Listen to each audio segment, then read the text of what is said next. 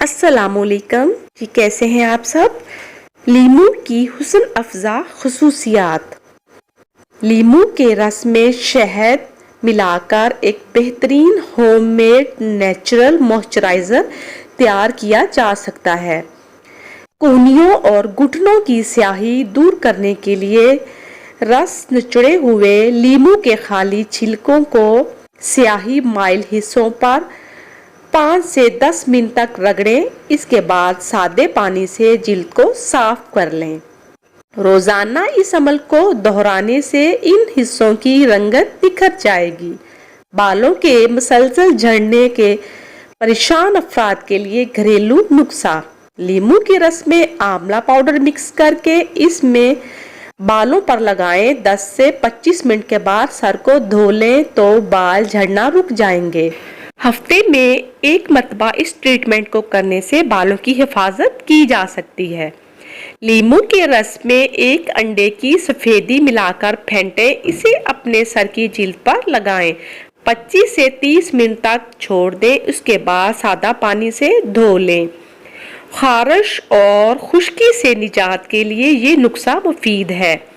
بال shampoo کرنے کے بعد چائے اور لیمو کے رس کے مکسچر کو بالوں پر سے گزار دیا جائے تو بالوں کی لچک اور چمک میں اضافہ ہو جاتا ہے۔ لیمو کے رس، بالی اور شہد کے گاڑھے مکسچر سے پھٹے ہونٹوں کو دلکش اور نرم و ملائم بنایا جا سکتا ہے۔ لیمو کا رس، بادام کے پاؤڈر اور شہد کا مکسچر جلد کے لیے ایک بہترین اسکرب ہے۔ جلد کو جھریاں زدہ ہونے سے محفوظ رکھتا ہے۔ عمر رسیدگی کے باعث چہرے پر پھیلتی جھریوں پر دہی میں لیمو کا رس ملا کر لگانا مفید ہے۔ لیمو صحت کے لیے مفید ہے۔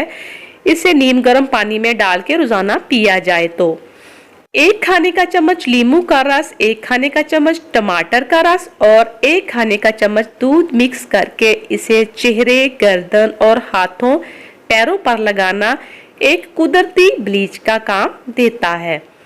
کیل، محاسوں، داغ دھبوں کے علاوہ سورج کی تمازر سے جھلس جانے والی جلد کے لیے لیمو کے رس کو 1 کپ دودھ میں مکس کر کے 1 چائے کا چمچ گلیسرین مکس کر کے جلد پر لگانا مفید۔